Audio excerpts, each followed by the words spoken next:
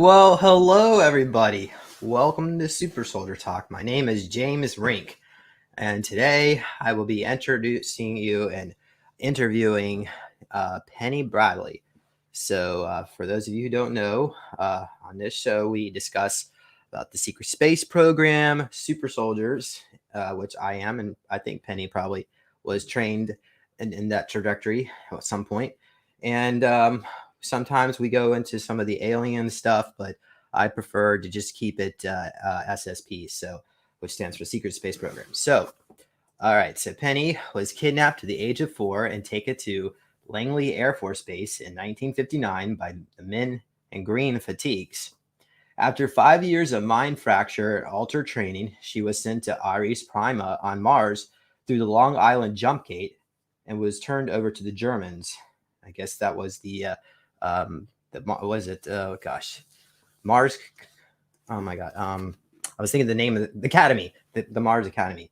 Okay, and was turned over to Germans. At the age of 9, the Germans put her in Schule for a decade. When she graduated, she was a pilot in the German Mars Militia called Marsische Heimschild, Martian Homeshield, until 1990. She panicked during a mission. I think there was a spider there that killed your partner, and Raptors. Okay, and it seems like they knew that was going to happen, and like they set it all up, I guess. Yeah, it felt that way. Okay, and when she graduated, oh wait, I said that. Okay, she just panicked during a mission and was sent off to Mars to the German space military called the Nacht Waffen, which stands for night weapons, I think. Mm-hmm. But we call it Dark Fleet just because the Americans called it Dark Fleet to make it sound more scary than it actually was, because their ships were really dark looking and big and massive. Yeah, Dark Fleet has been around for at least 5,000 years, perhaps longer. So when the Germans made a joint venture with them, their interests were mutually aligned. So it all was a deal worked in heaven, I guess, for them. She was a navigator on a freighter service. Was that the Merchant Marine Fleet? It was a lower level of Nacht Waffen instead of. It was military, but it was basically like Merchant Marine. They would send out groups of ships to support specific missions that the Draco had set up, and there would be a flagship and troop transports and supply ships. Interesting. So And I was just the navigator for one of them. It wasn't an important job. Okay. And how do you have any idea how big the vessel was that you were stationed on? And it was 1 kilometer long, and we didn't have a lot of crew because we had a lot of space to hold what we were carrying. okay. Sometimes it was soldiers, sometimes it was slaves, sometimes prisoners of war, sometimes it was supplies. If it was between humans and then supplies, there would have to be retrofitting done in between. But yeah, I was in trouble, and I was basically a prisoner in my quarters and workstation. I wasn't given the run of the ship, so I don't know everything that was there. Interesting. And so did you have to work directly with this Draco? Yes. Okay. And can you tell people why there was a Draco Nacht Waffen vessels? Because when the Germans went out into space, they found out that every square centimeter of space was already owned by somebody else. And there are 2 ways to get bases, colonies. One is to lease the land from somebody else, which is what they did with the Draco. The other is to go to war and take it from them, which is what they did to the Raptors and Mansids on Mars. So, Interesting. Well, in all intents and purposes, Mars used to have a blonde hair, blue eyed humanoid before all the. So what happened? There was the Orion Wars, and there were a lot of refugees, the mantis and certain reptilians, and they all settled there. And of course, there was problems between the species, and a war took place. But whatever, it's all history now. So, my understanding was that Mars and the planet that's now the asteroid belt, Maldek or Tiamat. Different people call it one or the other, but that these two planets were in a dispute over who was going to be the boss of the solar system. And there was a war, and that planet was destroyed. The atmosphere was taken from Mars, and basically everybody who was somebody died, and all we've got left are the survivors. Interesting. And a big chunk of that planet that was destroyed collided with what was in Earth's orbit. And recently, the geologists found that Earth does indeed have two cores. So this story of the top half of that planet hitting what was already here turned out to be true. You mean when it killed off the dinosaurs? Oh, it was way before that. Oh, okay. But it was a story that was told in our mythology and was in detail in the Sumerian tablets.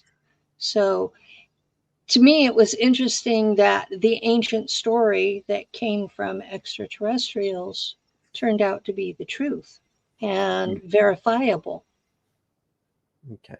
It's interesting because I did a show with Peter the Insider about Mars and some of the early history.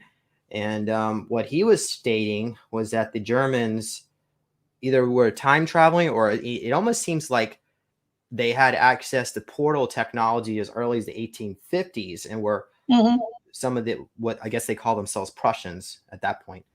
Yeah. Where it would be typically the rich and elite would have access to this technology, and they were settling. And I think it was, but what's kind of confusing is I really don't understand what Peter was describing. It was that Mars was tropical and it had banana trees and the climate was beautiful. But the Germans, when they settled Mars, they were cyborgs from our future. I think maybe 2040, 2400. Okay, so from that future, they came back in time to the year 1600 and settled Mars. So when they got there, there was already advanced civilization there, and these Germans were interested in the territory and not sharing. So Peter described that there was a cobalt bomb that took place the year 1900. So when the Germans got access to the saucer tech, they started settling Mars in the 1940s, and the environment was still absolutely a mess. And there's actually portals ripped through space and time. So I don't know. Does any of this resonate with you, Penny? I wasn't told any of that. Okay. What I was told was that the Germanic peoples were basically what we would, looking through history, it would be the Holy Roman Empire until Napoleon destroyed it. And approximately 50 years later, the Prussians started trying to rebuild it. And that everybody in Europe went absolutely batshit because they did not want the Holy Roman Empire rebuilt. And so that was what led to both World War I and World War II. And that by that middle zone during the Weimar Republic, that the German aristocracy figured out that there was no future for the German people on Earth. And yes, by that time they had portal tech. By that time they had ships that operated. by that time, they'd already gone to the moon. And And what one, year? What year is like the 1920s you're talking about? The yeah, 1910s? 1920s, they were already on the moon. And by the Wow, that 40s, early. yeah. And they had figured out that warp drive was time travel. Hmm.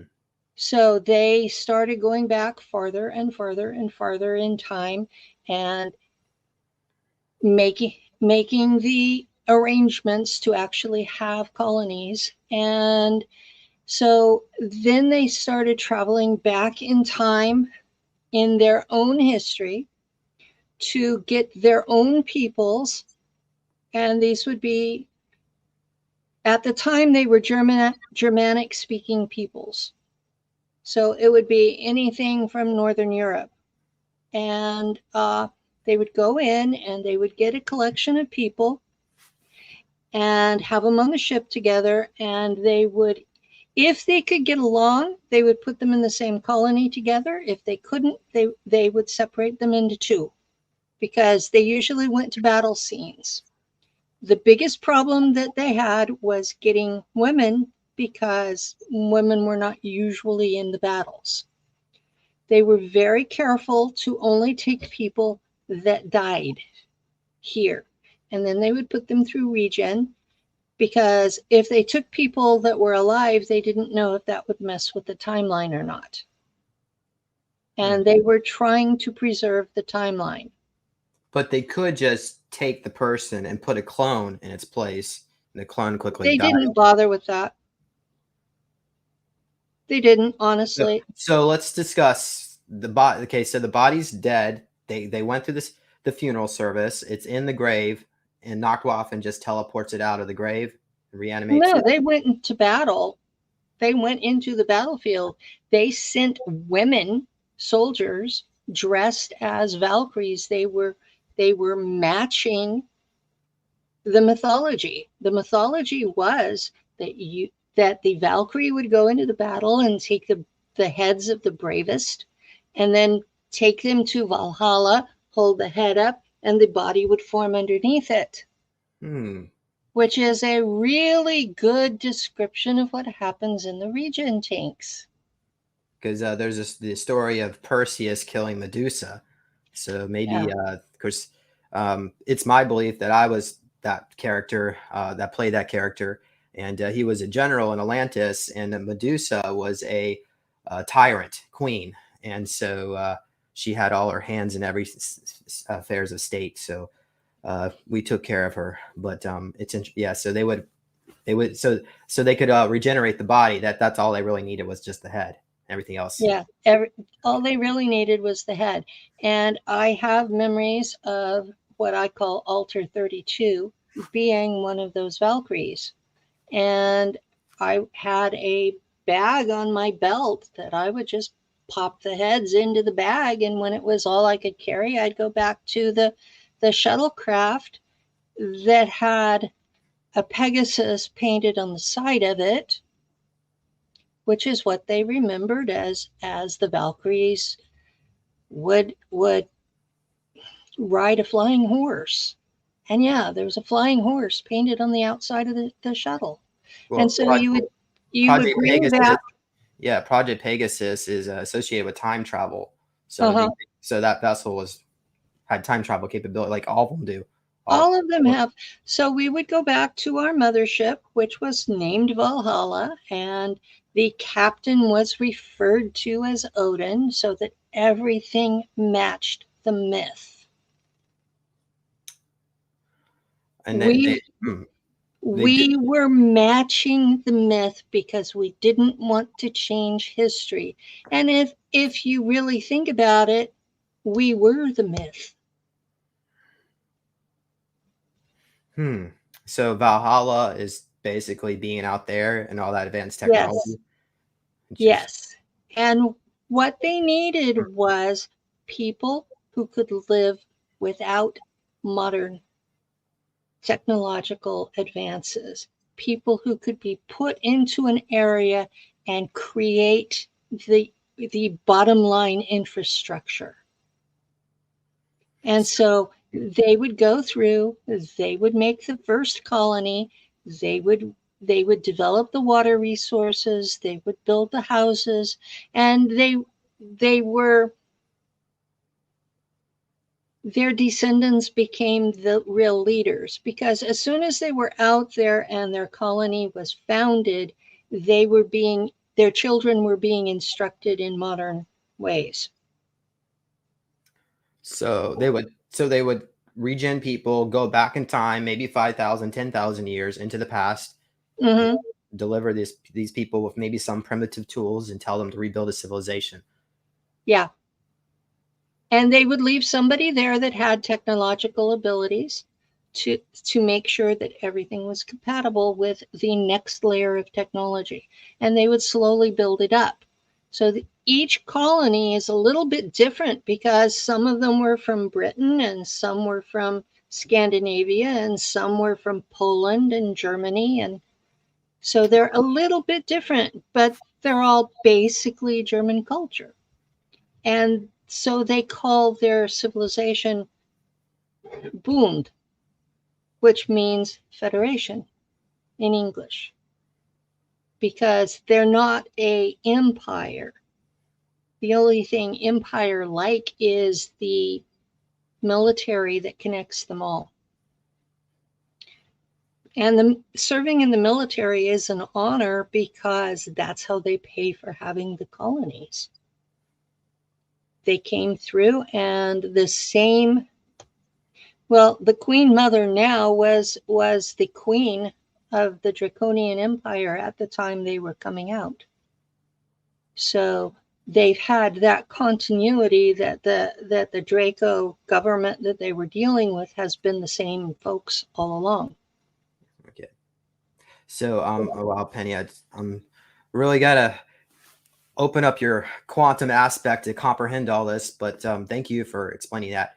We have somebody in the chat that's really wants some clarification. I know you're the type of person that could clarify about Nazis and Dark Fleet. So which actually came first? Did the Nazis travel back in time and found Dark Fleet, or did Dark Fleet already exist back in time from another breakaway civilization out there? What can you tell us about the early history? And and do these Germans consider themselves Nazis? Maybe we'll go with that one too. Okay, the Germans out there do not consider themselves Nazis. The tradition that they tie into are the Teutonic Knights, which came out of the Crusades. That's the tradition that they mostly connect with. They're not Christian. The upper classes are aggressively atheist.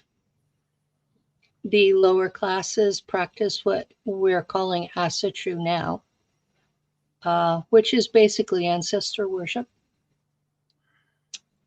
Because of the time travel aspect, what you're calling Dark Fleet has always been the Germans. It's not somebody else that was already there. It was the Germans went back in time, established their region, established the Bund, and when they finally, in real time, went back, they found themselves. You mean back in time they forgot where they originated from because it was so long in history? That kind of thing. Some of those people have no idea that they were ever from Earth. They think they evolved on the planets they're colonized on. Interesting. Wow. But they are still human. They have this thing about, they don't care what race of human you are, as long as you have Earth genetics.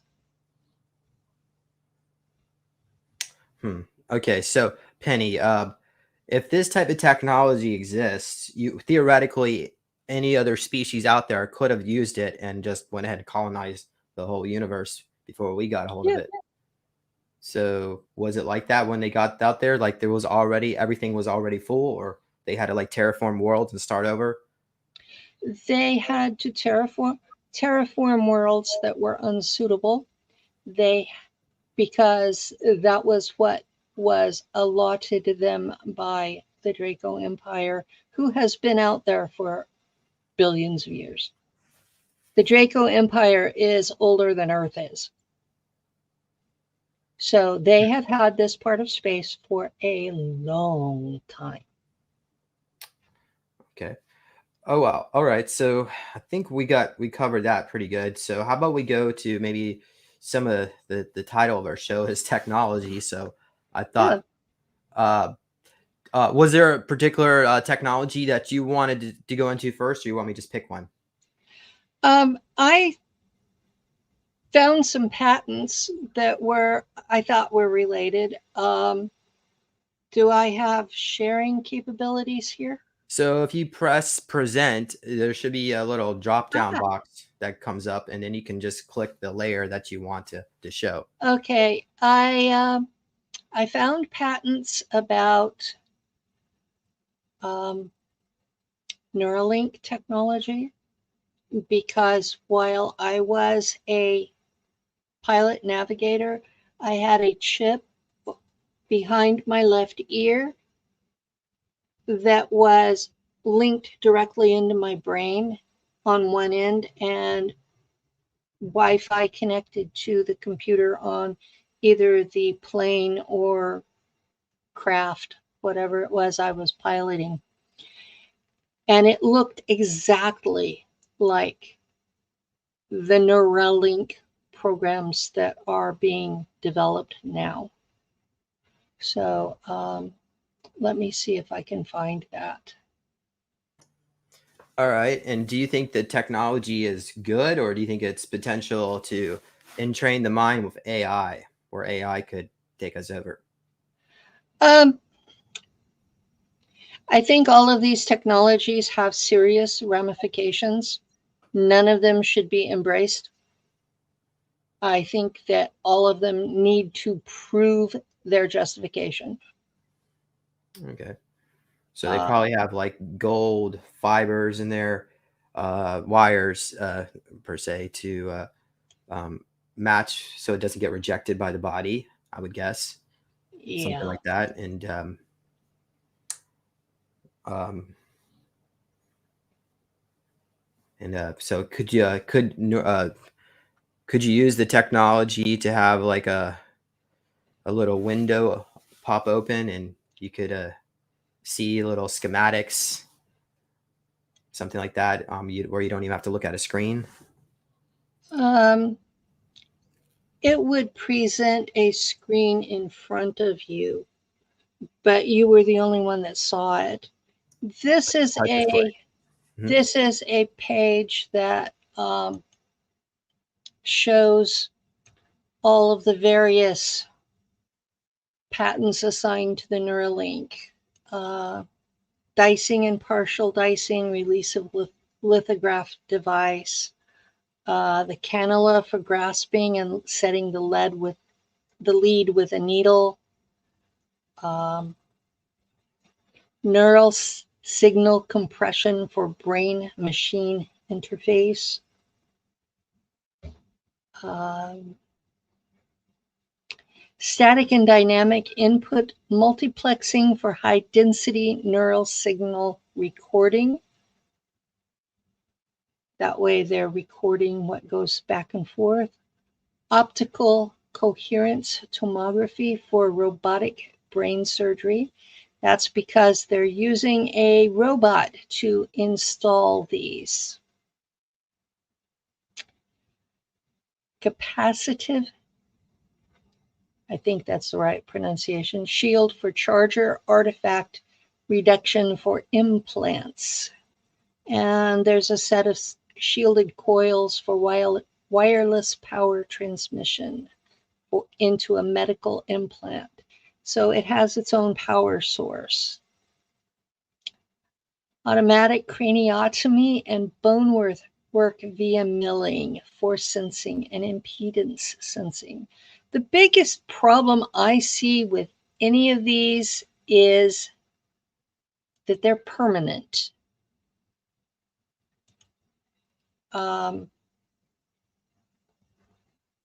they're absolutely permanent changes. So the reason I don't have them here is because I was put through regen before I was sent back, and they removed all of them. We don't have that technology here. Or if we do, it's so locked up, we'll never have it. So if they do this technology to someone, it's permanent. And they're leaving a hole in your head for bacteria, parasites, pathogens of all sorts to get in. So the end result is that person is going to end up dying from this. I mean, when I was in space, they kept putting me in the regen to repair all those issues. You went through regen at least once a week because of the chemicals they gave you and the stuff that was installed. So, you know, that's my biggest problem with it. In fact, there's, can you see this one? Okay, go ahead and pull it up. Okay, I'll have to come back. Present, share screen. This one is talking about the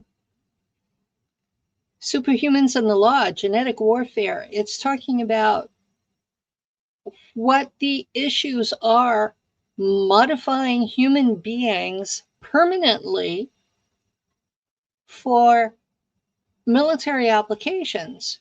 And it's several pages long. It's downloadable on this. I can give you the link for your description. But here are his references. When, see also Bruce Ubben, first look at DARPA funded as exoskeleton for super soldiers, Ready for War in 2005, The Soldier Who Never Sleeps, 10 Extraordinary Pentagon Mind Experiments. And this, you know, these are from 2003, 2014, 2014, 2008. This is all technology that's been being used for a while. Meanwhile, we have the Universal Declaration on the Human Genome and Rights that's from 1997 that's saying we don't do this. And that has not changed yet.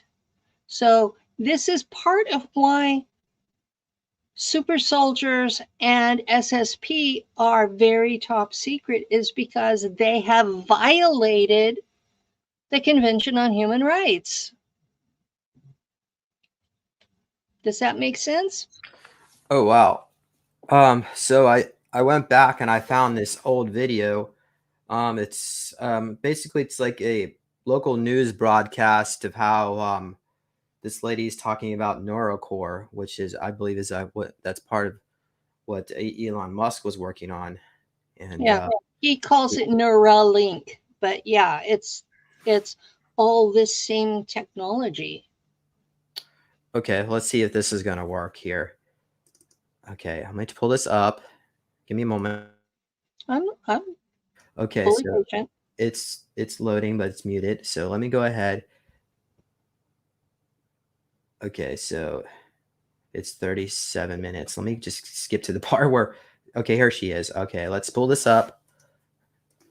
And so this was from 2020. And you can imagine content like this usually just gets forgotten. But thankfully, I saved this. So let me put this on.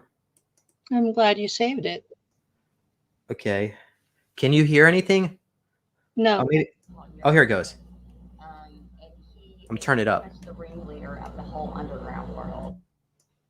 So they're going to talk about, I think they're raiding this warehouse behind the police, if that's what they really are. Oh, here it goes.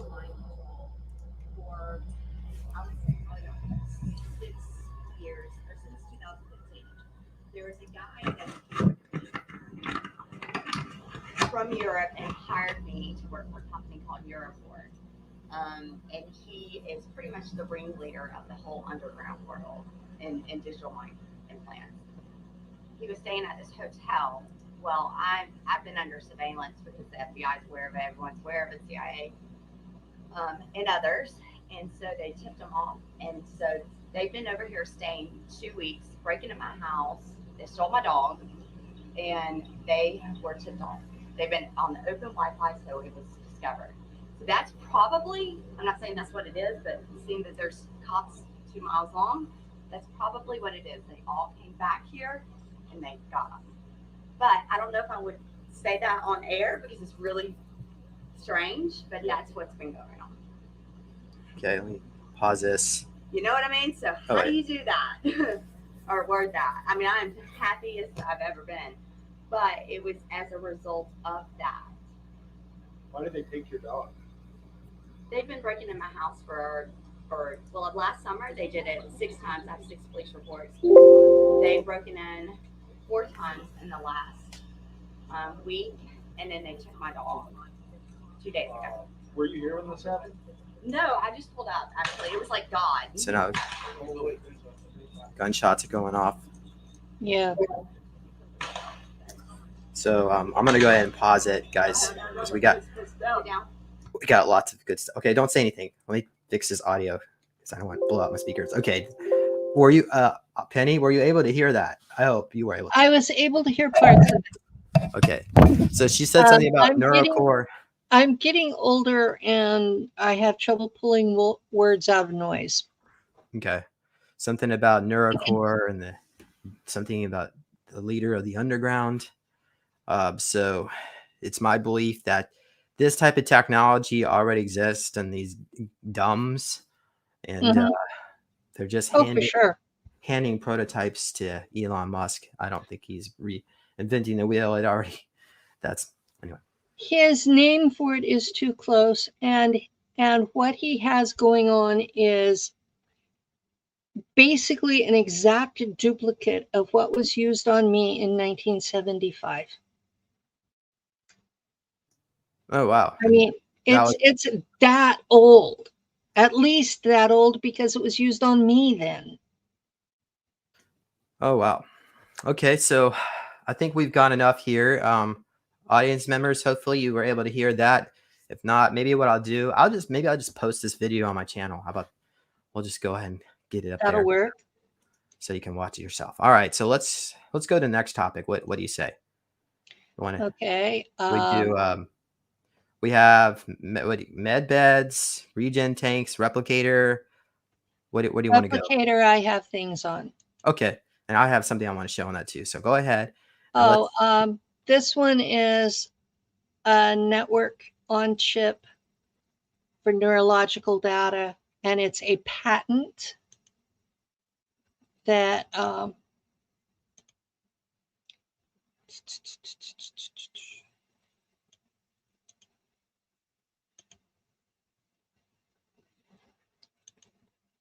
this one. For those who want to know about it, there's a patent number, and this is a Google patent search.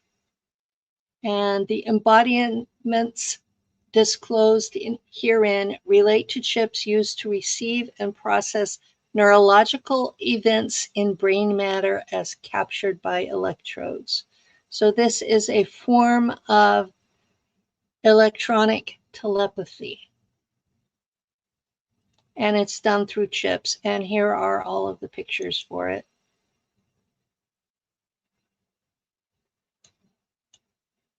So this is synthetic telepathy. This is a synthetic telepathy that's based on chips implanted in your brain. What year was this patent? Do you know? It should say in it somewhere. Okay, it looks pretty recent, 2019. Yeah, 2019 to 2020 and 2021. Okay. Wow. Yeah. Okay. I mean, we're talking some serious stuff, and there are patents that prove it's not something we're making up. Um, In the breakaway, did the Germans choose to take the Neuralink, or do they just have their they kept their cell phones on them, not become digitized that way? Usually, you think their phones look like a glass pad. It's translucent. You can see through it. most of the soldiers had chips of some kind. I don't know what the civilians had because I was modified with Draco DNA before I was born. I was considered too dangerous to be among the civilians. So I was either kept on the ship or on the base at all times. I didn't get to run around free. So, Okay. and I didn't deal well with military discipline. And I would occasionally strike back. And so I was considered volatile and potentially dangerous. Okay. I believe you. You've met me real world. You know I have an occasional attitude that here I just try to keep it to I give you a dirty look and that's about it. But apparently their actions follow the dirty looks. Wow. Okay. Here's a question. Actually, I should have asked this earlier about the black goo, because it seems like officers and the Draco are infected, according to Johann Fritz, anyway. So, what do you think about that? Is the black goo, is that similar to a Neuralink, and can that entrain you? And yeah, did you had have to both. take it? What do you mean? Okay. I had both. You are not forced to do the black goo. But if you want a certain job, black goo is a requirement for it. Does that make sense? If I had not taken the black goo, I would have been a fighter pilot. But drinking it, I became a navigator, which is a higher level. Is that a requirement? You have to take the black goo to become to be a navigator, yes. Okay, so Penny, I was second class navigation asset. Would a second class navigation asset have to take it? Yes. But it was voluntary. You drank it in an initiation ceremony. Do you have memories of all that too, Penny? Yeah, I remember. I did not. Okay. My initial memory was looking into the cauldron and seeing it swirling inside it. And I did not accept for a long time that I drank it. I remembered looking at it, but I couldn't force myself to accept that I drank it. But it's in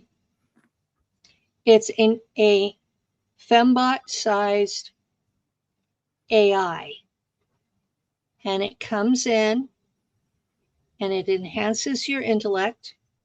It eliminates your emotions, except for anger. You can still get mad. And you don't have all that confusion that emotions give you. You're logical. You think straight. You can see what's in your best interests. Now, is that always a good thing? No, because you have no compassion. You take advantage of others. You don't care if you hurt others. So it's got a really dark side. The reason they did it is because some jobs require more brain power than normal humans have. And it increases your IQ from double to 4 times what it normally is. So you're able to do things. You're able to do anything that an ET would be able to do. And the Germans were being taken advantage of by ETs. They needed people who were as smart as they were, so we would stop being fooled. It was a situation where you had the super smart ETs that were completely taking advantage of much less intelligent humans. Do you remember any specific examples of that? Deals for planets. We would be trapped into 99-year contracts where we were basically slave labor for the entire term. And at first, we didn't have to be. Wow. Once we had negotiators that were on black goo, those kinds of deals stopped happening. We got much more fair interactions. We stopped being bullied. We stopped being taken advantage of. We stopped being used. We became partners instead of slaves. And when you're dealing with Draco, that matters. Because if you're a Raka, you get no respect at all. What does that mean? Raka is fool or slave or idiot. And that's what they thought, that's what they called us until we started using black goo and became their intellectual equal. And at that point, they suddenly treated us better. Wow, because I mean the original humanoid was created. I mean, we were a lot taller and a lot smaller, and then we were just us smaller humans were genetically engineered to be a slave race to begin with. Mm-hmm. That was part of where the war is going on with Inky and Enlil. I can't even figure out which one did what, but whatever. My opinion, none of them are any good. But I keep telling people don't trust ETs. Consider them to be used car salesmen until you know what they want. Don't even talk to them. Okay. Well, do you think that can be repaired without having to take an AI, black goo? You think the DNA genome, we could be returned back to our blueprint? I think normal humans will never be on a par with ETs. And if we want to be out in space on an equal footing, some of us will always have to partake. I do not see this as a good thing. I see this as a necessary evil. And so some of us, I didn't do it to be a superior person. I did it because the ship needed a navigator and the Germans were tired of ETs on the ships. Wow. So that was why I was created in the first place, was to replace an ET on a ship. Because you would have to have the cognitive ability to visualize all the different meteors, and as you're traveling through space. Yeah, you have to become one with the ship and see everything around it in 36 degrees every direction. You have to know what's out there because a lot of things are not charted. And it's like you become the ship and you're sitting out in space and you see all this stuff and everything that hits the ship feels like it's hitting you. So do you remember what it was like when you first drank it? Do you have that kind of specific memories? It was thick, like drinking motor oil. Is that what it tasted like? Too? Yeah, it tasted like motor oil, and it was really thick and black, and the urge is to throw up. Your stomach really doesn't want it, and you have to keep it down. You have to chill out, let it work, and it's considered to be permanent for the rest of that incarnation, but it can be removed through the regen. Region. When they put you through the region before they send you home, they remove all evidence that you were ever a part of that. They remove the black goo, they remove all the implants, they remove all of the enhancements, you know, the chips, everything. They remove all of that before they give you back. Do you think it's possible that, because it seems like I know a couple people, maybe even including myself, that might still have a little bit of an infection, and it's really causing a lot of health issues. Do you think they may do that as a way to traumatize? I think that there's something about the process of sending us back to when they got us. That's the process that causes us problems, because even the Americans have problems. You know, the people that served with Solar Warden, the people who served with planetary corporations is what Ileana calls them. The ICC. That is the ICC. Well, I talked to Ileana about that, and she said the Interplanetary Corporate Conglomerate is a separate entity than Planetary Corporation, because that even had me confused. So that confuses me, because she originally said it was the same thing. okay, And clarify. I'm not going to argue with her because she served in it, but that was her original statement, was that that was the real name for it, because ICC was made up. So was Darkfleet. And, okay. And so I don't use those terms if I can help it.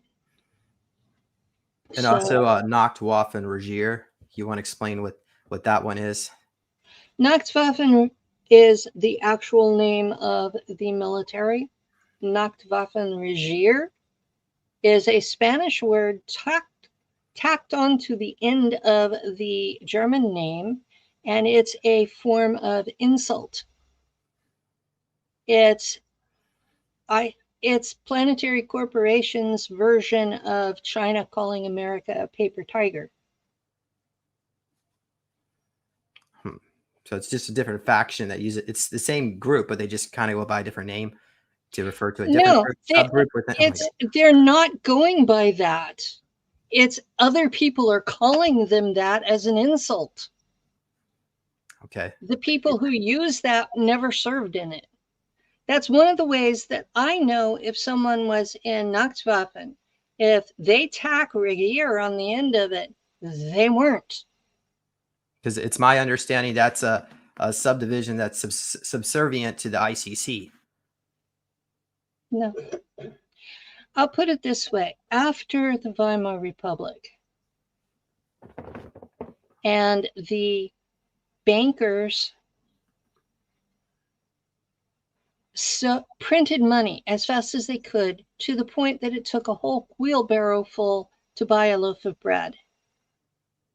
For the German people, they had widows, orphans, military veterans starving to death because these people were on pensions equivalent to $600 a month, and suddenly they had to have $6 million to buy a loaf of bread. They were starving to death. They were freezing because they couldn't buy coal. And meanwhile, Jews were buying up farmland, kicking the Germans off, and starving their people. It wasn't just Jews. It was a specific subgroup known as bankers. Okay? You can't blame the whole race for the actions of a subgroup. So the subgroup was who created this problem. Now, out in where I was, they would say Bunker in Weltheim and through their fingers. That was a curse. Bankers. Do you know who Bunker in Weltheim is? No. Planetary corporations. The military industrial complex. So the bankers funded that. The bankers funded that. And no self-respecting German, here or there, will willingly join the bankers. And that's the JDFC, I think, the Joint Defense Force Command. They come up with all these different names to confuse who they are. They are the bankers in space. So Jason Rice, what he said is that the cabal finally got a hold of the German moon base. I think it was 1991 or somewhere around there, 94. And then the cabal set up their structures on other planets off world where they would have, like the top of the pyramid being the banks, and just create a fiat system. So so they're out there spreading this stuff. And they are also the ones that own the factories that are turning kidnapped people into cyborgs for sale. Oh yeah. Well, how about we have a discussion about that? Wasn't there a mission that we did together? It was on Mars, and let's see here. I was definitely in a super soldier body, and you look like you were enhanced. You were enhanced too. So that means we were a little bit taller than our normal clone bodies, or at least I know that was for me. But what happened there was 2016. I had a bleed over event where Penny, from Earth, popped into that body. And I saw people on meat hooks ringing the room, blood dripping off them. I saw robot bodies hanging like a factory coming down. And Penny, freaked out. And that activated the self-defense mechanism that I share with my alters, where I send out an EM pulse. And I blew up the power supply for this factory, and said remains are still sending up smoke. How many years later? And yeah, it killed all of us, and we had to be regenerated and put in new bodies. Nice work. And you chewed out the me out there. And I told you not to do it. Oh, you chewed me out like you thought that altar had done it. And so this was after you were regenerated. We had the after the regeneration, you chewed me out.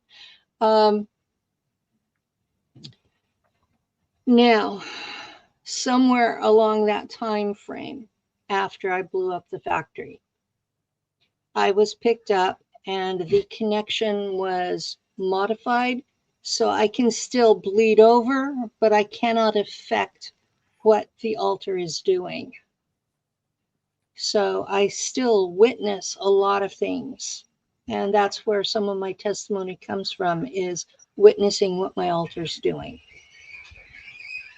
But it's I can't stop them anymore.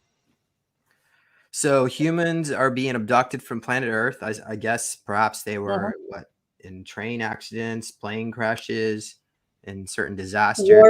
War refugees, earthquake refugees, flood refugees.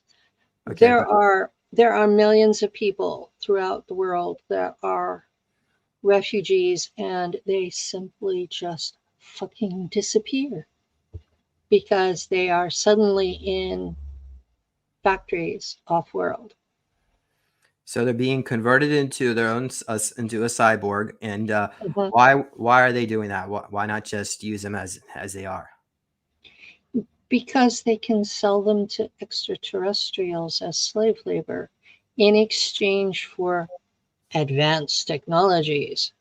Except they don't even realize that what they're getting are what the ETs consider to be toys, because they're not allowed under galactic law to give a child race anything more than toys. Interesting. It has to do with the Prime, which is the Prime directive in Star Trek is actually called the Prime, and it's you don't screw with a protective child race, and Wow. we are. So the Enterprise is real, according to Jimmy Payne. He claims he was on it, and he was dating Spock's sister. And the Vulcans are actually a lot shorter, like 4 foot tall. But they don't have any emotions. And planet Vulcan is actually inside our sun and our solar system, but we can't really see it because I think it's cloaked or maybe Really, just outside our dimension. So that's why I haven't listened to any of his stuff. Sorry, I have been trying to keep. I watch the interviews of the people that I have on my show, and it keeps me calmer. I think that's a good word. It keeps me calmer. Okay, sir, we could go down so many rabbit holes, but let's move on here. So let's go. So we went over. How about the replicator tech? Because I know we were starting to go to it and we didn't quite get there. So what can you tell us Replicator about? tech. We have some very basic stuff that is just beyond the 3D printer stage. And I'm not sure. So we're talking about 3D where it just takes the ingredients and mixes it up. Yeah, you take something that's similar to paint.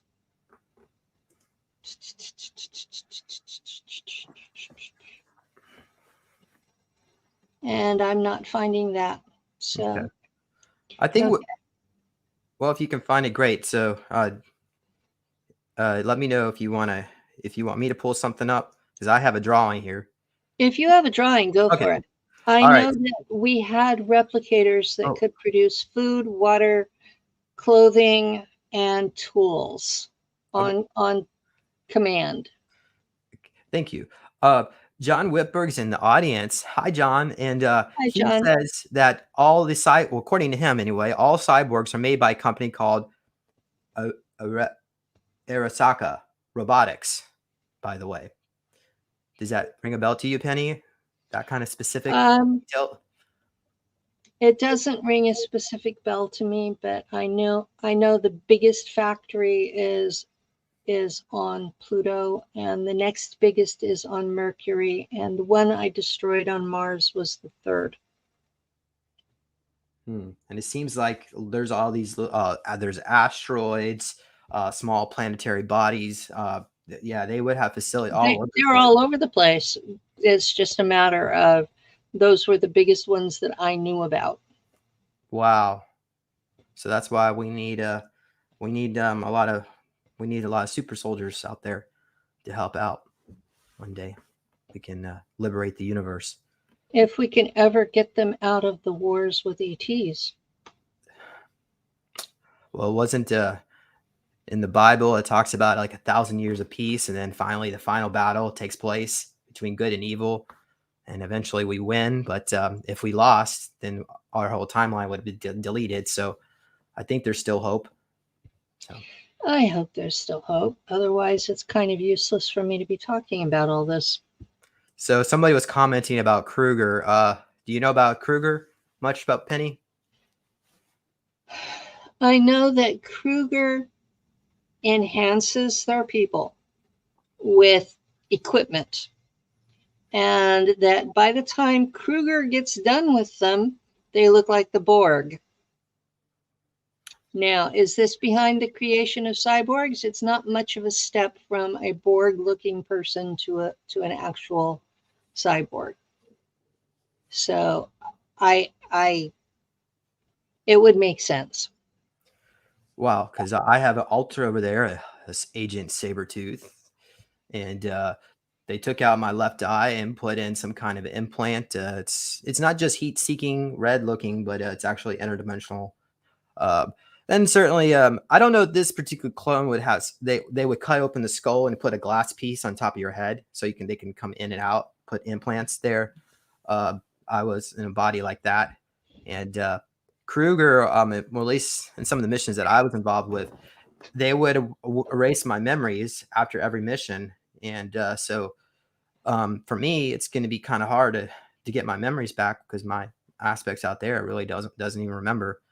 It's pretty messed up if you ask me what they do. Yeah, And it is. Kruger does not pay us. And according to John Whitberg, he says that Kruger has mansions the size of small towns all throughout the breakaway, Yeah. and on planet Earth. We're digressing. I have a lot of issues with that because, yeah.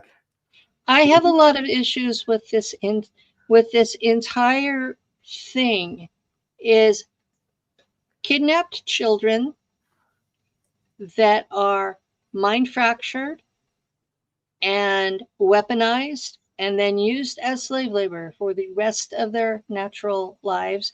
And once they die, they time travel back, they catch your soul in a magnetic bottle, wait long enough that you don't remember who you are anymore, and then they put you in a brand new, fresh clone and start you over. So I have real issues with this. So you can serve technically not just 120 and back, which Jason Rice calls a career return program, but they could theoretically do that indefinitely, or what is the limit? Indefinitely. I have 90 alters out right now doing 60 and backs, and they still take me for short missions. Oh my God. And I'm Just thinking 68 about it. years old. I'm sorry, say that again. How old are you? I am 68 years old here in this body. And they're still taking me for missions over and over and over, sometimes more than one in a night. It's no way. it's 68. Yeah. A lot of people are. well, I was born in 55, so you do the math. And then you start adding up the different altars that I know are out there. And it's no wonder I'm tired. I hear you. Okay, let's see here. Let's go to, so we went, oh, you know what, we were going to the replicator tech. Okay, so let's see here. I'm gonna pull up my You image. have a picture. I couldn't find the drawing. link. Okay. Let's see here. So I don't know if can you read German? Yeah. Okay. The top here, Verflungunsenheit. Der Flag und Seinheit. Nahrung, Einheit. Okay. Nacht Waffen, of course, there's the Regier part, but food replicators. Yeah, that's what they look like. They are past the 3D printer stage and they're actually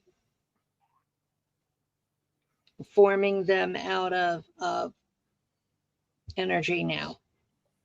There was a stage where that they would 3D print them, and some of those were pretty bad.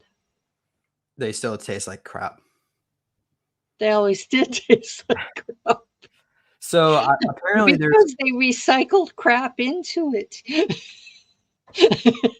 You didn't need to hear that. I'm sorry.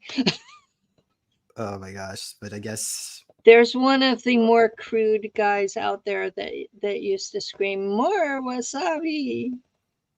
What does that mean? Don't you know what wasabi is? Wasabi? Wasabi is similar to horseradish, but it's green. It's very spicy. Very spicy, covers up every taste you can imagine.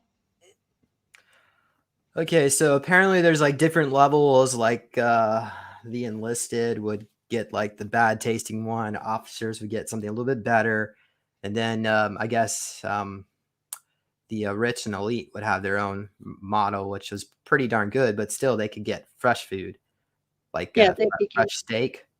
Yeah, which is I guess they wouldn't serve that on a Nacht Waffen vessel, fresh steak, like. Well, when I was on Mars, Aries Prima grew cells from pork. These were pig cells that they were growing them as muscle, and it would grow so far, and they would take and shave it off, and they would cook it for us. It was to keep our blood iron higher, and so I'm pretty sure that if they have meat for the ships, for the officers, even, that it's cell cultures, it's not animals. Okay, that seems more a humane way of taking care of that issue.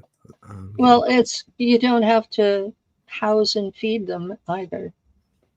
Okay. You just keep their vitamin and mineral bath right. All right. Well, let's go through this real quick. So we have an EM, electromagnetic suspension.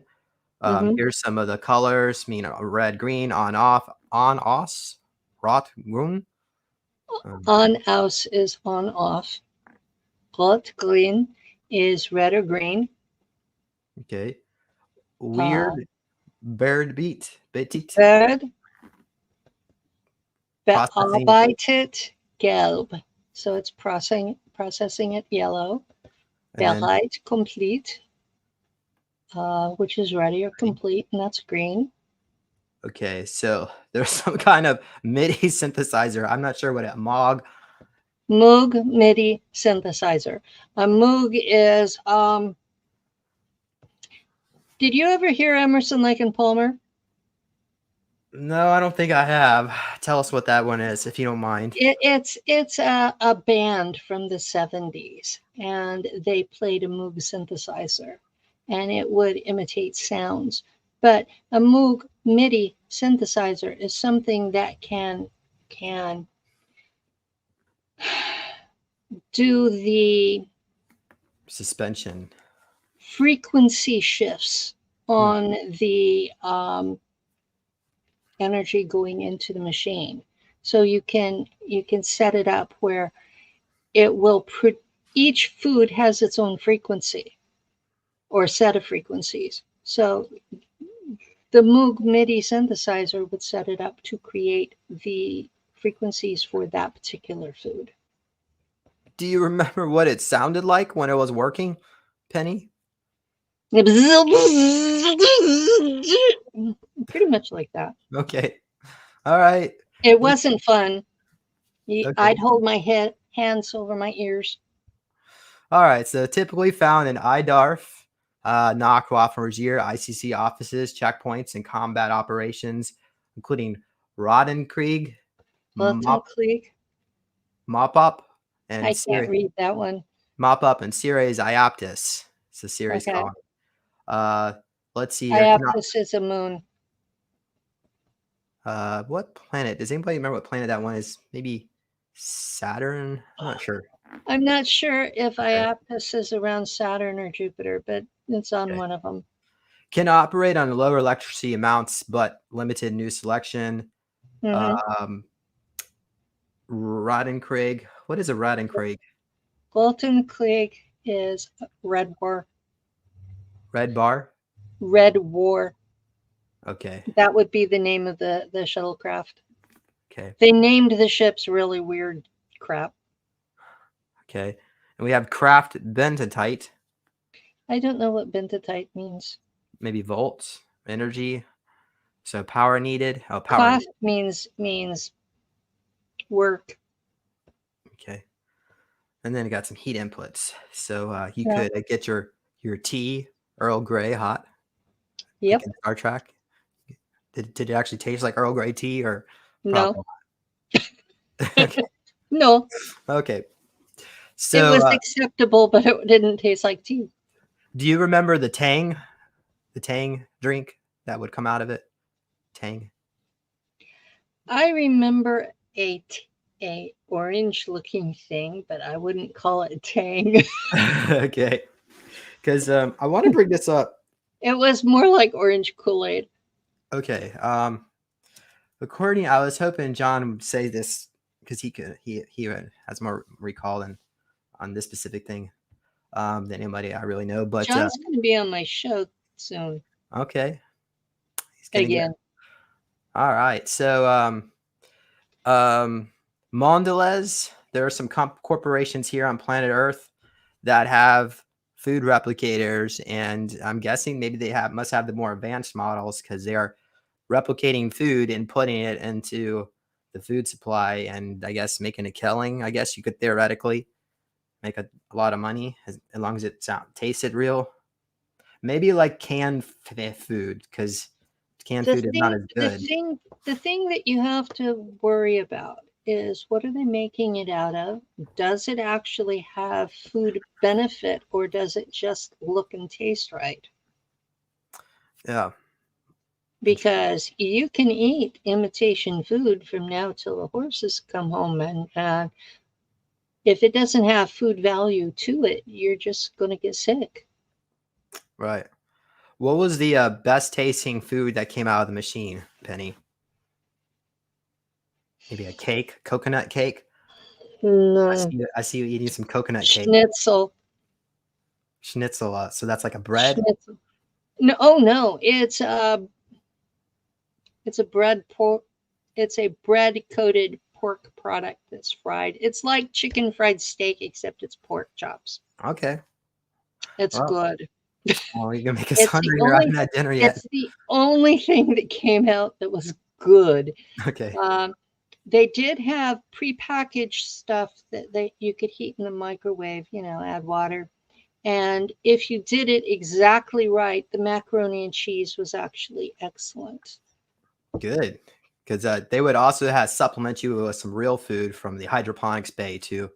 I remember us discussing that in the past. But yeah, when I was on Mars, we would get shipments in from other planets, and there was a fruit that they would bring in. It looked like a banana, but it would taste like strawberries. That was really good. Wow. And Alex Collier mentioned that there's a fruit that the Andromedans have on their ships that has a high protein content that's like a full profile. So if these ET could share some of their plants with us, we could theoretically get off of animal products altogether. But first things first, let's Well, say there are some of us who will never be able to get off of animal products because of our personal genetics. You mean because of the Draco DNA they put in some of the officers? My family has pernicious anemia, and if you ever go vegan, you will end up with the illness instead of just the tendency. And I've had 10 NDEs, and 5 of them were from pernicious anemia. You just slowly wind down until you have no energy, and you just go to sleep. Well, Penny, I'm sorry to hear that. I do remember this has come up in the show before that one of the last inventions that Nikola Tesla was working on, the New Yorker hotel in the basement, was it looks like a bell, but it would spray you with this water, and it would take away all your hunger, and reverse your age. So wow, the Germans were trying to get their I guess they did get their hands on it. But do you remember any technology like that in the breakaway where they could just take your hunger away with technology? They didn't want us to not eat unless we were in a smart suit. If you were in a smart suit, you weren't supposed to eat. You need about 100 calories a day in a smart suit. That was all they would let you have if you were in a smart suit. But the rest of the time, if you didn't eat, they sent you to the doctor. Because I would sometimes sneak. They would give you like a little salad or something, or fruit, and I would skip some things, and because I was on hunger break to try to get more of my memories back. And there's a whole story. I don't want to go into it all, but they caught me, and they actually they gave me the hammer treatment, and then they raised my food rations, and that's probably good. We'll go ahead to the next one here. The hammer. Unschick Bahnstraßen, fancy train tracks, is potential. Let's see here. Transmit. Okay, so this is the recall hammer. The hammer Inneren. Okay. So do you recall this particular technology, Penny? I remember using it on people. Okay. And I actually, Oksana's in the house here. So we did a session on this together to remote view it. And we were picking up that it's called the shock hammer is another term. So the room actually, it would have a like some kind of carpet that would shock you while you're sitting down. And of course, there's like a crystal inside the top of the hammer there that they would touch your third eye area while you're being shocked. And the administrators would have rubber boots to protect themselves. Does any of that ring a bell to you, Penny? The shock treatments? I don't remember having that. I do remember doing that to someone who was injured and had lost their memory. Okay, so this was, lost their memory, so it can get your memories back. It can reverse it. Yeah, it can reverse it. Oh, wow. Too bad we couldn't like smuggle one of these things out, bring it to planet Earth. Well, there are probably some on Earth. They're just not where we can get them. Okay, interesting. All right. So, at the end of a 20-year service, okay, for you, 60 years, they would pull you aside, and the doctor there would tell you that, oh, you actually have a life on planet Earth. It hasn't been destroyed in the cobalt bomb, and we have to re-age you and send you back. So, do you remember anything like that, Penny? That talk? I remember that talk in 2014. Okay, and I haven't gotten to that stage in some of the other lives yet. okay. All right. And what do you remember if you had that recall? Can you tell us more specifics? Like, what did they tell you?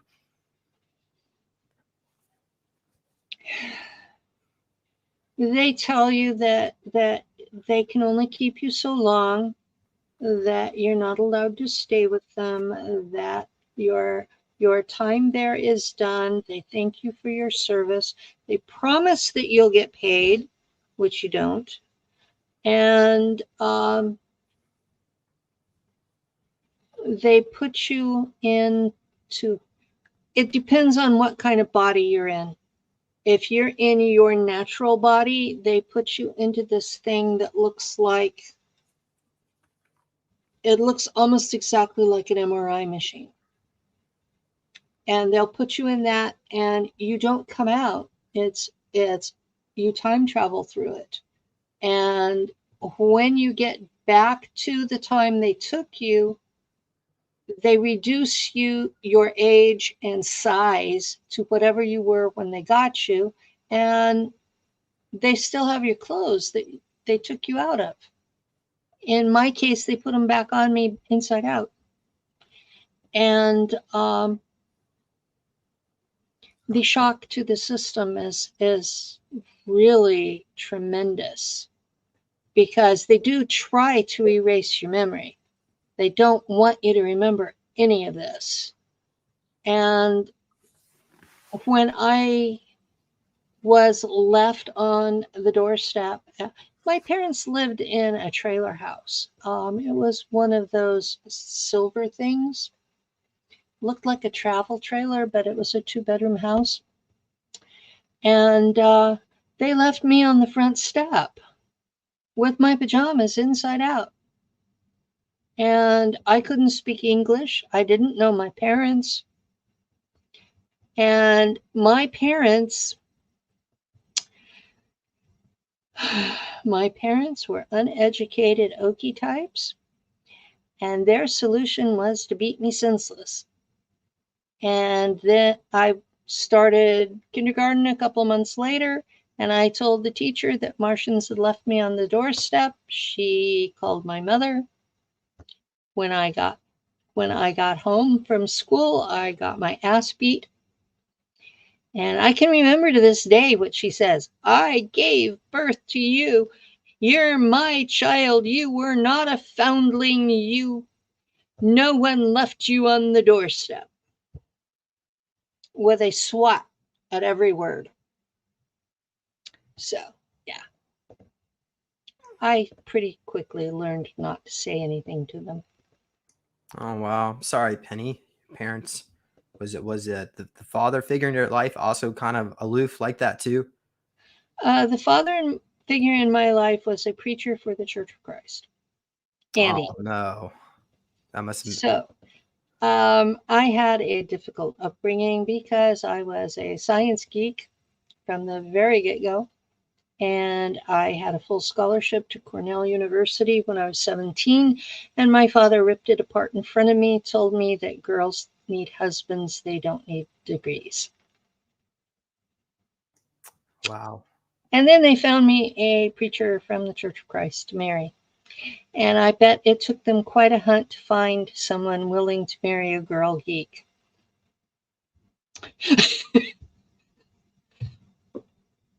So, weren't you like speaking German when they sent you back? Like you couldn't speak English at all? I couldn't speak English at all. Took me a while to figure out how to speak English. But my parents didn't believe in amnesia. There's a actual medical condition where you suddenly start speaking in another accent, or it could be like a foreign language. Does anybody in the chat remember the name of that condition? Because I'm wondering maybe all these people might have been SSP vets. They were returned back. Well, it would make sense if they were, because almost every country has a presence out there. Oh wow! So when they re-aged you, did you have to go into like a med bed? I'm sorry, a regen tank for like 7 days, something like that, 2 weeks? I was in a regen tank long enough for them to shrink me from an adult back to a 4-year-old, and I was a small 4-year-old. So I think it's 7 days for every 10 years of age. I have no idea how long I was in there. Now, from the time they took me to the time they put me back was only like 15, 20 minutes. So my parents never realized I was gone. They thought I was sleepwalking and ended up on the front porch. Okay. Penny. They never did figure out why my pajamas were inside out.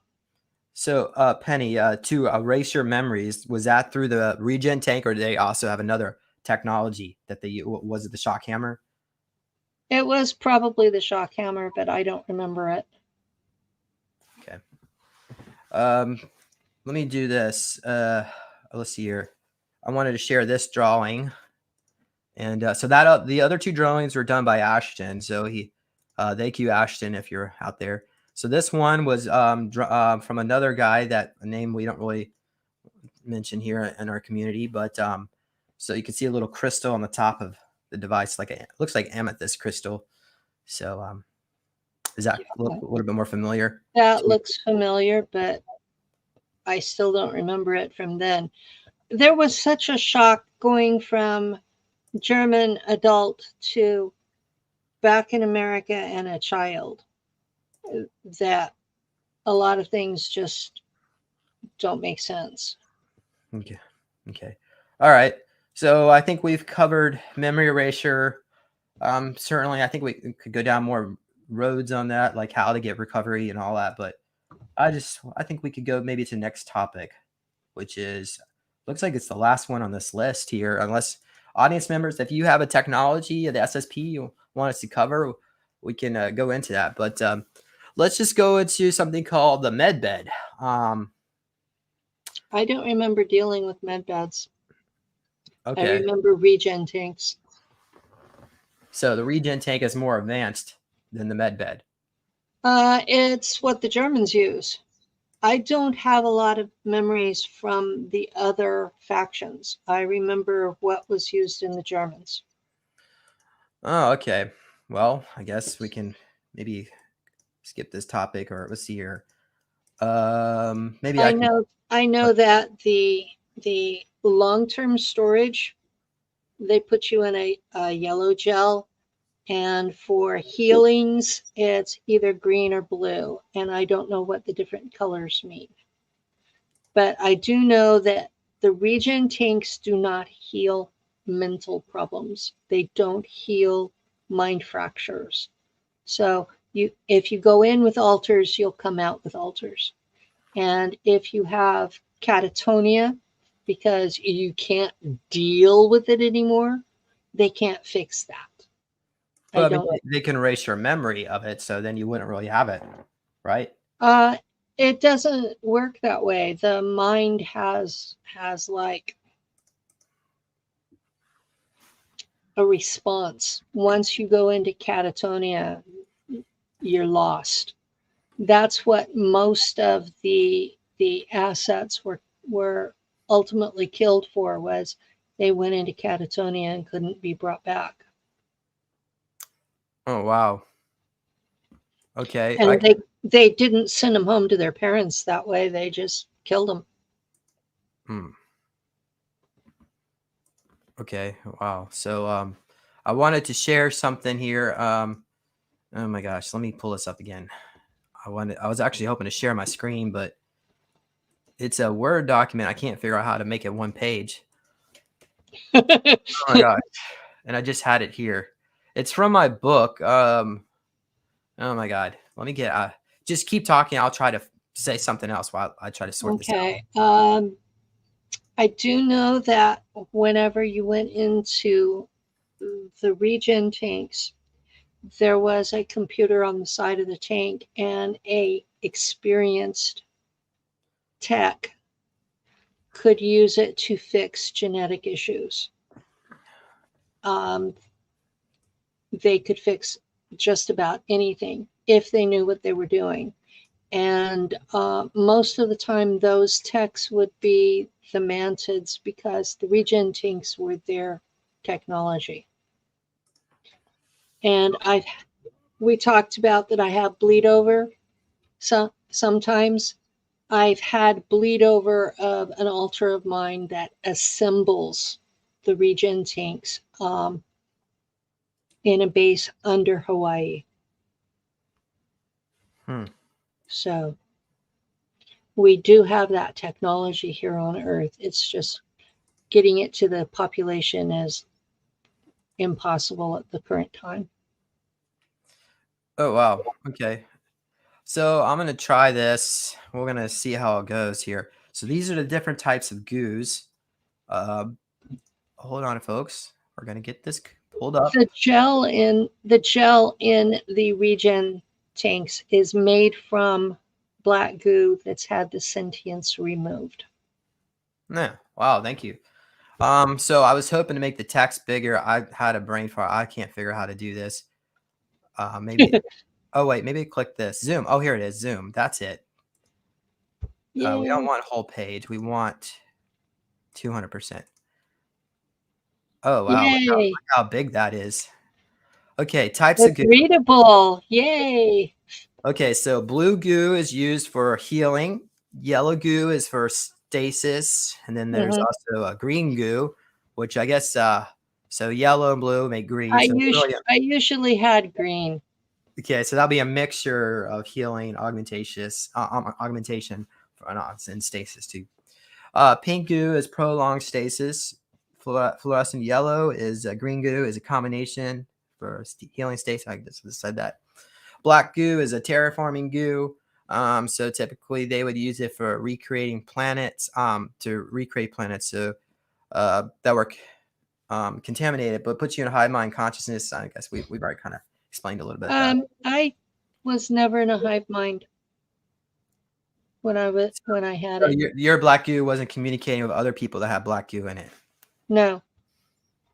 Okay, is that like what something they would design, or was it the natural default state of the black goo? I wouldn't know. Okay. I just drank it and lived with it. I didn't process it. All right, thank you. And then we have the last one here is the red goo. The last two, sorry. Red goo is would convert a biological organism into a cyborg. So you have to get the dose right, or it could kill you. Did you ever witness the red goo, Penny? No. Okay. All right, and then there's the trend. I worked in navigation. I didn't work in cyborg creation. Okay, and there's an opal, translucent opal, so that's for memory wipes. So I had a uh, this is what the clones look like. I don't know. Does that bring any memories back, Penny? It didn't work with a lot of clones. Okay. I do have, let me pull it up. Okay. Go ahead.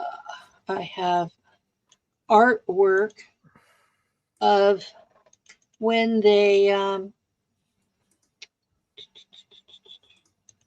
transfer you from your natural body into a clone body. It's not a photograph for people who are interested in that. Like a drawing? Yeah, it's somebody drew it from memory. Okay. So let me. So they take your physical vessel and you're put onto a steel table and you're unconscious. Nope. No, not in my case. Okay. But the original vessel, your original body is kept in stasis while you serve in a clone body off-world. Typically, right? Is how that works. It works that way with the Americans. Can you see it? Oh, yeah. Okay. All right. Yeah, that. You're in your natural body on one side and you have the clone on the other side. I have been awake during this process and you get disoriented, dizzy. You feel a bzzz on both ends, and it's really disturbing to be awake for it. But once they pull you out of the tank in the clone, they switch you to the altar they want. They use code words to do that. So you're not fully aware of it all the time. They don't take just the altar, they take your whole consciousness and then activate the altar they want. So your body is sitting there in stasis the whole duration. And once they kill the clone, you're back in your body, and then they clean you up and put you back. And the clone has to have some of your own DNA in order for you. Yeah, it has to be your clone. It has to be you. The most they can screw around with it is make it male or female. Oh gosh, that's got to really mess up your head. We've got a lot of people in the community that are really messed up because they have served multiple lifetimes as the opposite gender. So Penny, I have a memory where I hear somebody tell me turn around, and then I feel like I'm being electrocuted, and then I wake up and I'm in my bed. So do you think that might be the soul transference chamber? Yeah, that could be. Because there was one time I woke up and all my clothes was like inside out, even like my I think like these. I don't know why they do that, but yeah, that's one of the ways they tell us that we were taken, is our clothes are inside out. I'm figuring maybe like there might be a gray there, and they dress you up, and they don't really know which is the right way. I'm guessing maybe, but do you think they'd be smarter than that? I think it's a sense of humor. Okay. Well, I'm one last time to fuck you over. So I get like I'm sorry, but that's how it feels. Okay. I think set up. Okay. Trip chairs, do you want to go into that? Do you have any information on trip chair? Or trip seat? I used the trip seat at Montauk in 1961-62. I was strapped in. I would run away and take the chair with me, and they would send a Draco warrior, one of the turtle people, to come catch me. And I was hiding in an interdimensional zone. That was when they figured out I could travel interdimensionally and take objects with me, which is the job of a navigator. And so when I got back from Montauk, they trained me in that. Now, I will say, I do not have personal memories of being part of Project Phoenix. But when I was setting up the two Montauk roundtables, everybody that I picked was real. They had all been there, and they were verified by Doris Neely, the CIA archivist. How did I know who was real if I wasn't there? Now, several of them have told me they remember me. Some of them have even given me the name of my altar that was there. I don't remember it. But how did I know who was real? So that's one of the things that sits in the back of my head bugging me. So, Wow. yeah. Well, whatever happened to the people that woke you up, the NSA agents? Maybe that would they be willing to come on a show and do an interview? You remember when we did that first roundtable, you and me and Ileana and Lindsay? The day you uploaded it, they killed the agent that activated me. Wow, that must have been like 2014 or something. 2016. And after my first interview with you, they shot his boss with one of those ice things and gave him a stroke. And it took him from October to April to die. And he left a young widow and a 5-year-old son. Oh, wow. These were decorated NSA agents, heroes of the Cold War. And they were killed because I was talking. And why did they activate you to begin with? What were they looking I for? was never told. What do you think it might be? Something to do with my interactions with extraterrestrials, that it was time that I had to be awake. But I'll never be sure because they're both dead. Okay. So I'm sorry to hear that.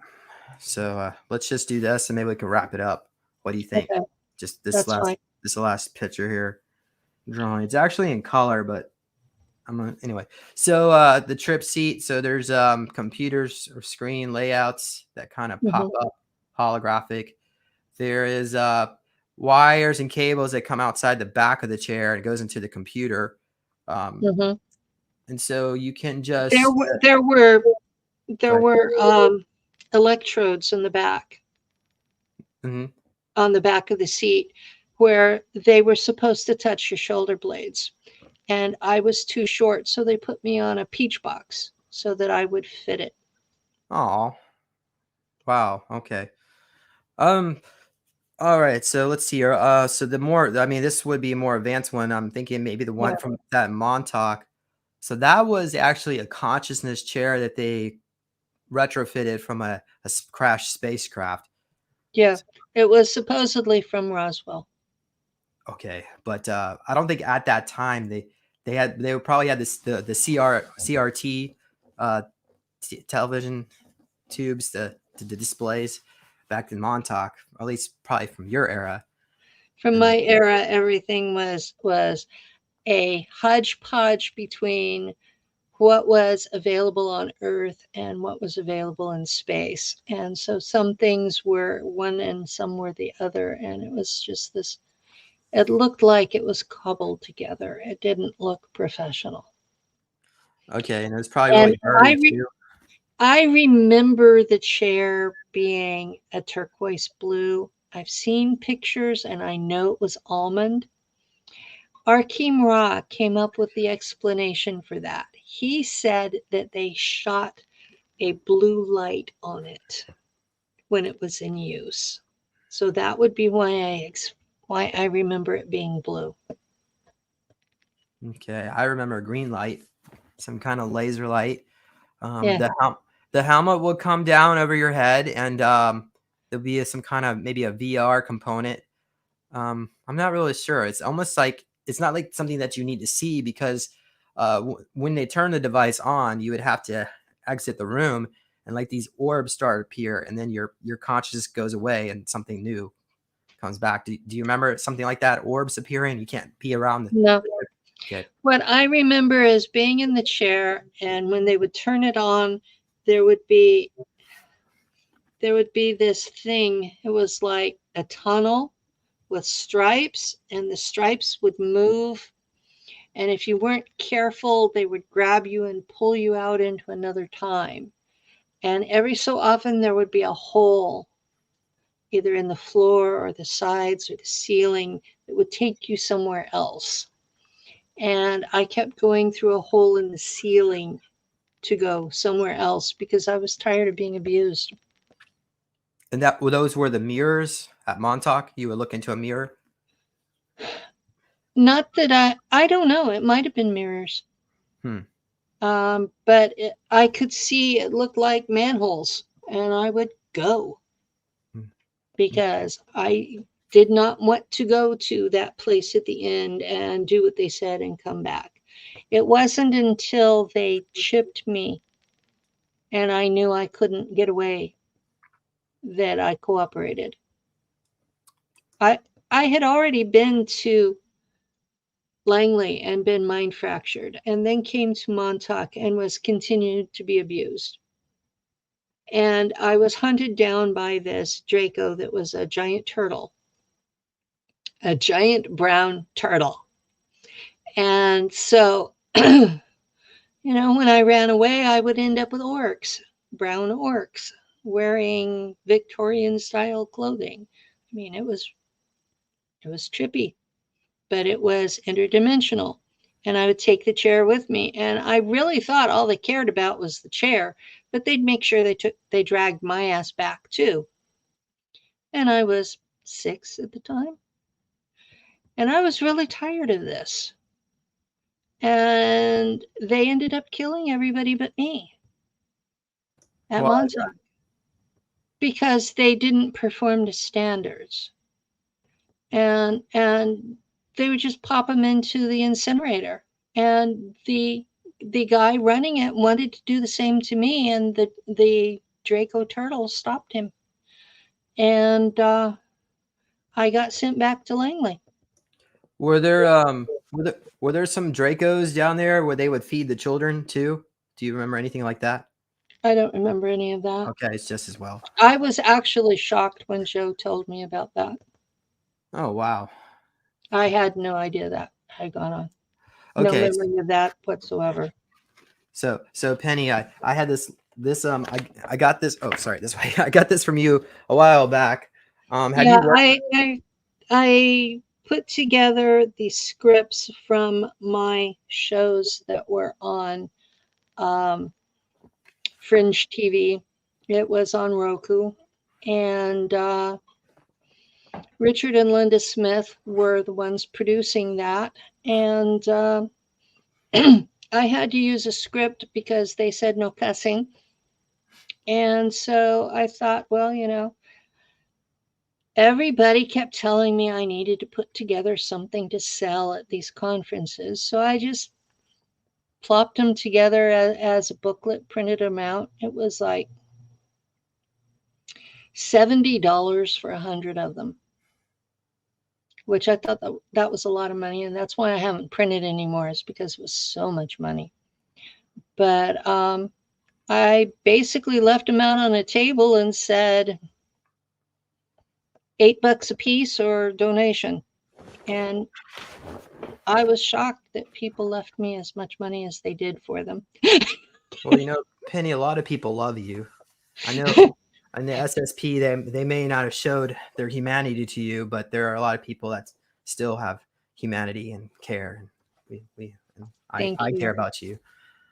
So I'm gonna read from this. So just sit back and relax, and I'll take. So this is on page 17. So their goal was a specific number of altars, and they were both methodical and determined to get there, or I would die from them trying. I knew that they were forming a 13 by 13 by 13 hierarchical cubic array of altars, exactly if in my mind were a computer to be accessed. If you do the math, it is 2,197 altars. That is what they created in me by the end of 1960. After they had required the number of altars, I was sent to a Montauk Camp Hero base to deal with the chair. That isn't about the altars, it's about psi abilities. The more of us were incinerated there, but we were incinerated there. It was on my way back from Montauk that I heard the men escorting me back say that they were taking me to Langley Air Force Base. When I got back, I was still not quite 7 years old. I was returned to my cubby, my head shaved again. They had not shaved it at Montauk. This is when the training of my altars began. Montauk had uncovered psi abilities that the folks in lab coats had not expected, so I had to be trained to use them. Psi abilities work best when your adrenaline levels are the highest, so they devise ways to terrorize you into using them. All the people who survived mind fracture at Langley have a monarch sex altar, slave altar, at least one. All of us. I have reasons to believe that I have at least 13 of them. All of the people who survived mind fracture at Langley have been trained to kill, even their loved ones, under orders. We have been conditioned to believe that we would be forced to do it, even if we kill ourselves instead. The death is not an option to reject orders, because they can regenerate you. You can't just kill yourself. Nope. Um, I've been dead 10 times as Penny, and I'm still here. the That mantis helped you out? That a couple of times it was Anunnaki. Okay. A couple of times were Draco. And then there were some interdimensional beings that just basically screamed at me, "Your job isn't done yet." Oh, wow. Yeah. Yeah. Well, you're doing great work here, awakening humanity, even though it seems like they're not really listening or ready to hear it. But you know, all we can do is try. So, do you want me to continue on here? I mean, I'm on page 18 now. I don't. This is almost too good to stop, but I can just let time kind of dictate that. So, all of the people who survived mind fracture at Langley have been trained to use all of their psi abilities in different combinations and different altars. So not every altar will have the same skill set. Altars are brought forward by a set of commands generally called triggers. These triggers can be a song, a set of words, or may not make any sense, artwork or noises that can be played over the phone call, or for me, ultrasonic frequency, probably through a satellite. Every altar has a set of commands, the trigger to bring it forward and to activate it. And the commands, number 2, is to perform the actions it is trained for. Number 3, the remember code that allows the agency to debrief the altar. And number 4, the forget code that hides the memory of the action, and it's good enough to fool a polygraph. And number 5, the Omega programming, the self-destruct code in case security is compromised. So we were working on Omega years ago.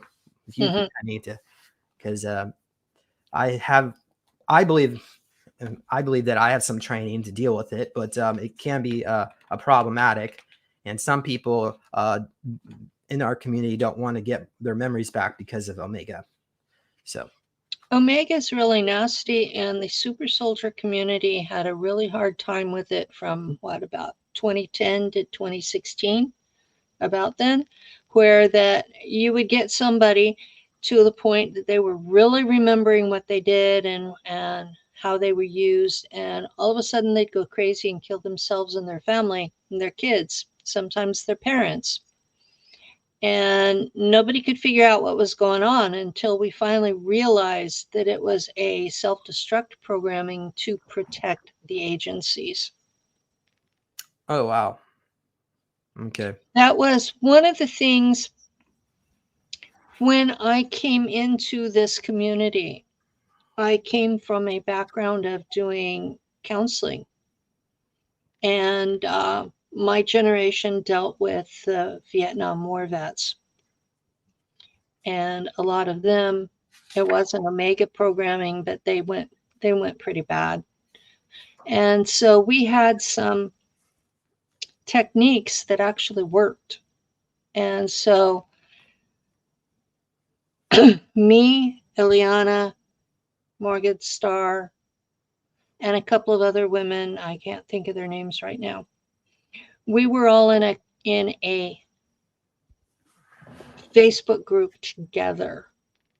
And we basically said, okay, we have PTSD, we have Omega programming, we have some real serious issues here, and nobody wants to help us because they just want to write us off as crazy and fill us full of drugs, which won't help anything. So we're going to treat this as a group therapy where you can talk about what happened to you, even if it was something that was nasty, even if it was something you know was illegal, something that you really don't want other people to know about. And there's a Buddhist monk. I'm probably going to butcher his name. Thich Nhat something. He died a couple of years ago. But he talked about something he called compassionate listening.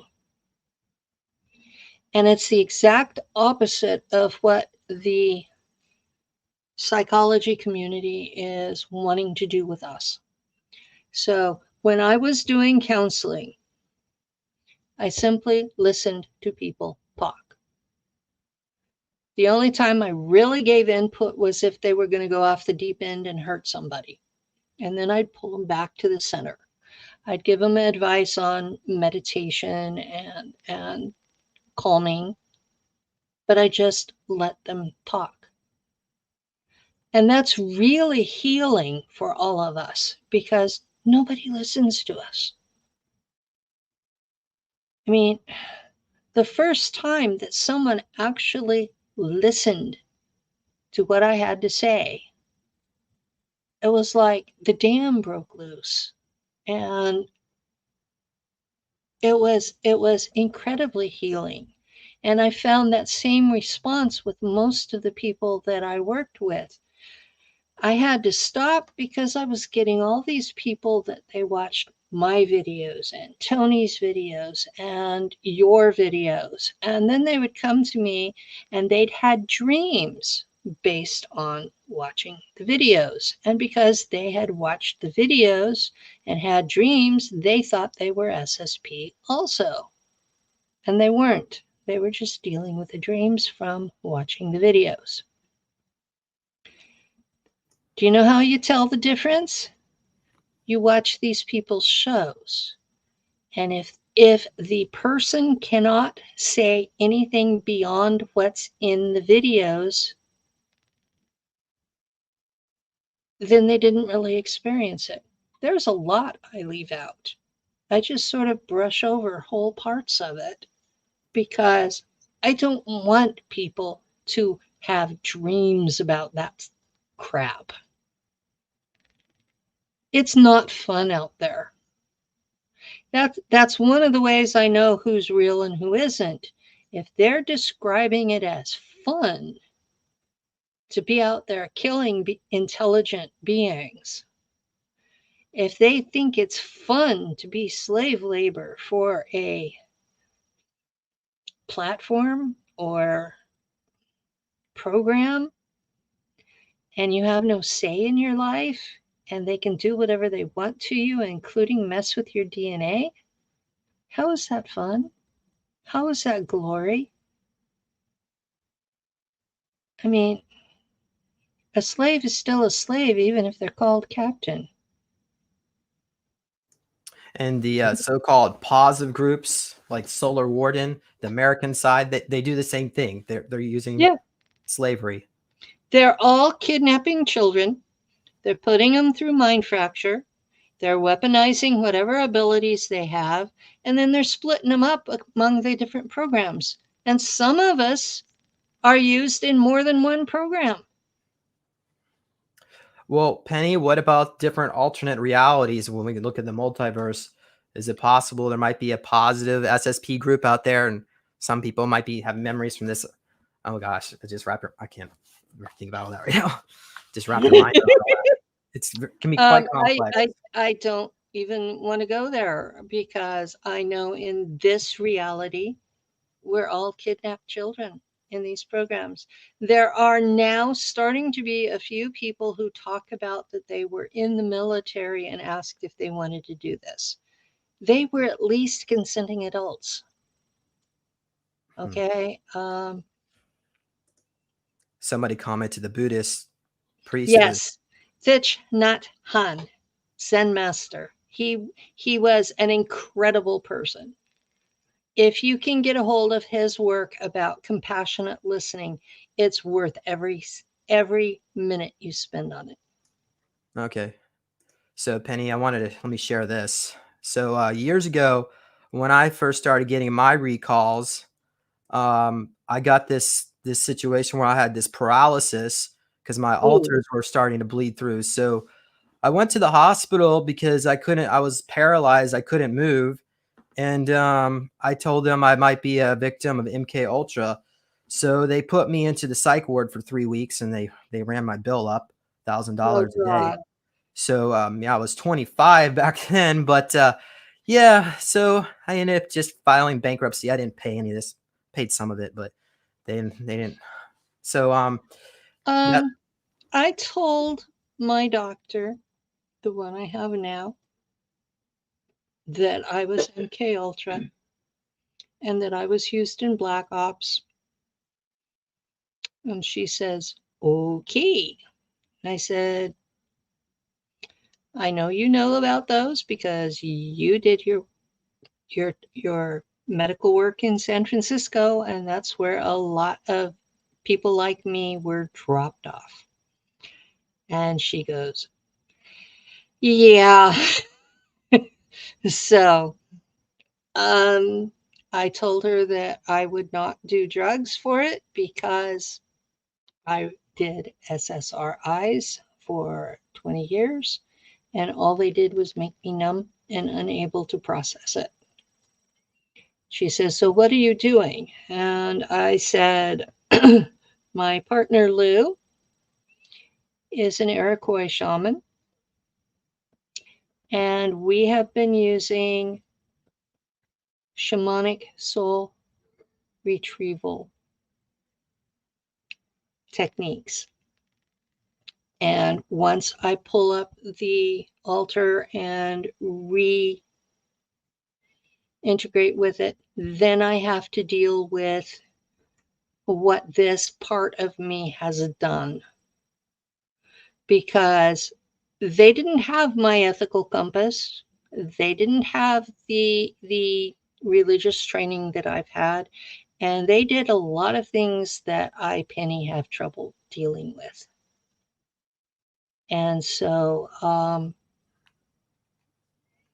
I've had to really spend a lot of time. I think it's called shadow work. Okay. I've had a lot of work going into taking out what they call the golden shadow, and then just forgiving myself for what my alters have done. Because first off, they didn't know any better, and secondly, they didn't have they didn't have the option of saying no. Okay. And that's something that people need to understand about us is our alters did not have the option to say no. And they didn't have the ethical instruction to know it was wrong. So Penny, you wrote here, let's try to get through this real quick here. So the kavad is that you have to, for shamanic soul fragment retrieval, the kavad is you have to reintegrate them in the order that they were created, or it leaves gaps in the structure of the mind. It also takes time to cement back together. In the meantime, it is rather fragile and unstable. During that time is when I do Jungian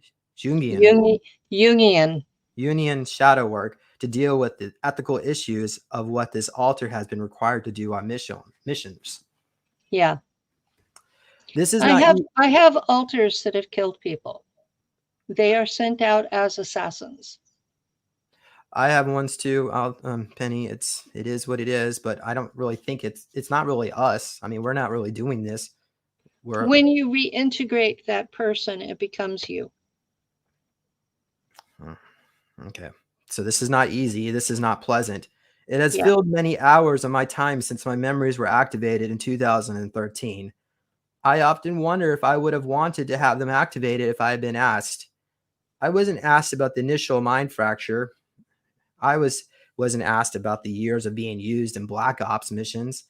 I wasn't asked about the remembering. I also wasn't asked about my exorcisms nor the excommunications over my life.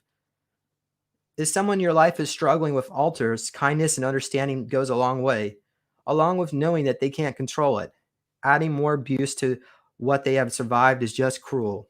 Some are able to be helped with regression hypnosis, but Native American shamanic soul fragment retrieval has been the best that I have found. All right. You have to find a real shaman too, not somebody that took a class over a weekend. So where can people get a copy of this? All of them I had printed, sold. I can send you the PDF version. So you need to contact me for that. Do you want me to just give it out for free? Like put a link and so people can read it? Yeah, we can do that. Okay. Awesome. And you can get a copy of my book, Lone Wolf at Neological Tech. This thing is like 400 pages now. So I'm going to have to probably do volume 2. I just not even adding anything else to that, but there's so much more to learn. And this whole SSP thing is just quite fascinating. And well, I have found, especially the last couple of years, that everything I have ever studied my entire life has been involved with this. Okay. And thank you for that, Penny. Lastly, so to get a copy of my book, go on neologicaltech.com. You can also make a donation to my 501c3 nonprofit, Healing Soul Survivors. Our mission statement is to help people with PTSD.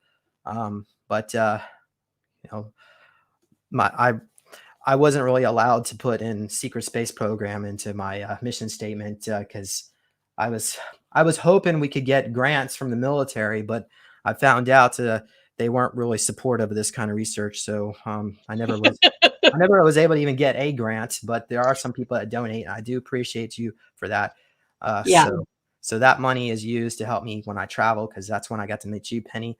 Because we don't get paid for the work that we do. No, we don't get paid. I do have enough contributors on my Patreon to pay for my Rumble, and I am really, really grateful for that. Great. I'm on Social Security and paying for everything out of pocket unless someone donates. So what is your Patreon in the description? People can go. It's in what I gave you. Okay, so, great. All right. I'm not asking anybody to give a lot of money, but a lot of people at $5 a piece, it adds up, and I appreciate it. Thank you. Okay, I think we can wrap it up here. Thank you, audience members. Oh, wait, here's 2 comments. From New England Dirt Roadie. How did Penny get your memories? Oh, you already said that. The NSA agent triggered you, right? Yeah, the NSA agent triggered me. He used my remember code on my first altar. Okay. Could you all Penny why she speculates that those NSA agents woke her up with her memory codes? So you don't know that. What were they thinking? I don't know. Okay. I have no idea what they were thinking. All right. Thank you. Do you have a PayPal link, Penny? Does people donate money? Yeah. I'll give it to you. Okay. All right. Maybe just put it in the comment section and I'll pin it. Okay. All right. Goodbye, everyone. And we'll see you all later. I'll be back in maybe 2 weeks. And yeah, that's it for now. Oh, wait, Penny, are you coming to the event in Los Angeles? Are you No. coming to David's event? Okay. Well, I'll be there. Um, so. he fired me. He Oh. told me that Corey Good was a liar, so I was a liar. And now he's telling people that I retired. Well, I'll talk to David for you. It's okay. The last show I went to, I ended up falling and getting a concussion. Yeah, wow. So because your health is getting worse. I will be at the event in Tampa Bay in July, and I understand you're one of the people producing that. Oh yeah, so I haven't really done an official announcement yet, but once we all get the details, you'll all find out, and I hope you all come. So it's actually .com, Pennyweekle 2004 yahoo.com. So yeah. All right, let's call it. Bye, everybody. Thank you all. We'll see you next show.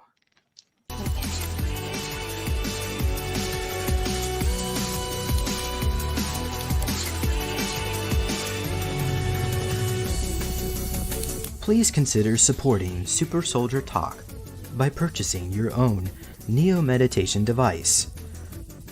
Your Neo Meditation device will help you reduce stress, integrate trauma, enhance intuition, enhance clairvoyance, and enhance creativity. Get yours now at www.neologicaltech.com.